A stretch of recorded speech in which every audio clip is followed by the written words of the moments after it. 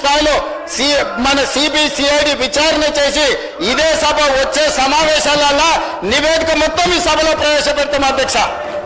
ఇవాళ వాళ్ళ దొంగతనాలు కట్టుబడుతుందని, ఇవాళ వాళ్ళ దోపిడీని నిలువరించి, ఇసుకలో ఆదాయాన్ని పెంచి, మైనింగ్ లో ఆదాయాన్ని పెంచితే ఈ రాష్ట్ర ప్రభుత్వానికి మంచి పేరు వచ్చి గత 10 సంవత్సరాలు వాళ్ళు పాల్పడ్డ దోపిడీ ప్రజలకు అర్థమవుతుందని చెప్పి ఈ ప్రభుత్వం మీద బురద జల్లడానికి లొంగని మంత్రుల మీద ఆరోపణలు చేయడానికి ప్రయత్నం చేస్తారు.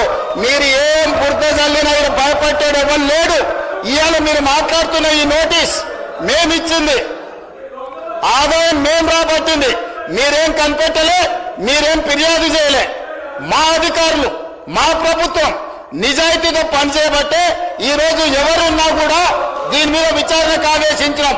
నేను ఈ రోజు వాళ్ళు ఉన్నారు, వీళ్ళు ఉన్నారు, మంత్రులు ఉన్నారని ఉన్నా లేకున్నా వాళ్ళ పేర్లు తీసుకొని వాళ్ళ మీద బురద జల్లి మానసికంగా వాళ్ళని ఒత్తిడి చేసి బ్లాక్మెయిల్ చేసి భూములు రాపించుకుందామనే ఇట్లాంటి పప్పులు ఉడకవు అధ్యక్ష. ఆ కంపెనీలో మంత్రి గారికి కానీ మంత్రి గారి కుటుంబానికి సంబంధం లేదని ఆ మంత్రి గారు గతంలోనే చెప్పిండు. వీళ్ళు నిజ నిర్ధారణ కమిటీ అని అక్కడికి వెళ్ళి వీరంగం చేసిండ్రు. అప్పుడే ఆ మంత్రి గారు స్పష్టంగా నాకు నా కుటుంబానికి సంబంధం లేదు అని చెప్పిండు. బంధువులు, దూరపు బంధువులు ఎవరిని చూసినా తెలంగాణ రాష్ట్రంలోనే కాదు అధ్యక్ష, ఆంధ్రప్రదేశ్ లో కానీ తెలంగాణలో కానీ ఏ రెడ్డి అయినా ఇంకో రెడ్డికి దూర బంధువు ఉంటాడు, లేకపోతే దగ్గర బంధువు ఉంటాడు. సొంతం అన్నదమ్ములకే ఆదాయాల పంపకాలలో తేడాలు వస్తున్నాయి. అంతెందుకు అధ్యక్ష, కల్వకుంట్ల తారక రామారావు గారు, కల్వకుంట్ల కవితారావు గారు, వీళ్ళిద్దరు కల్వకుంట్ల చంద్రశేఖరరావు గారు పిల్లలే కదా అధ్యక్ష. ఆదాయ పంపకాలలో తేడాలు వస్తే సొంత చెల్లినే ఇంట్లో నుంచి మెడలు వాటి బయటకు నెట్టించారు. సొంత అన్న చెల్లెలకే ఆస్తి తగాదాలుంటే పొంగులేటి శ్రీనివాసరెడ్డి, పొంగులేటి కుటుంబ సభ్యులు ఎవరికో బంధువులకు వ్యాపారం ఉంటే పొంగులేటి శ్రీనివాసరెడ్డికి ఏం సంబంధం అధ్యక్ష?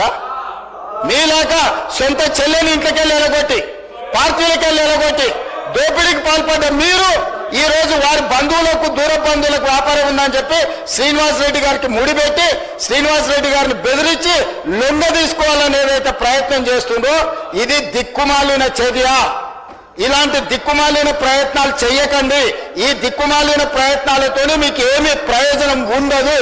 కాబట్టి నిక్కచ్చిగా ఈ ఇసుక మాఫియాలో గాని, లీజుల మాఫియాలో గాని గతంలో ఫైన్లు, పెనాల్టీలు వేసి వాటిని తగ్గించి వాళ్ళని పార్టీలోకి చేర్చుకొని తిరిగి మళ్ళీ తొలగించాలని చేసిన ప్రయత్నాలన్నిటిని కూడా ఈ విచారణ ద్వారా నిగ్గు తేలుస్తాం, ఒక్కరొక్కరి సంగతి చూస్తామని చెప్పి తమ ద్వారా తెలియజేయదలుచుకున్న అధ్యక్ష.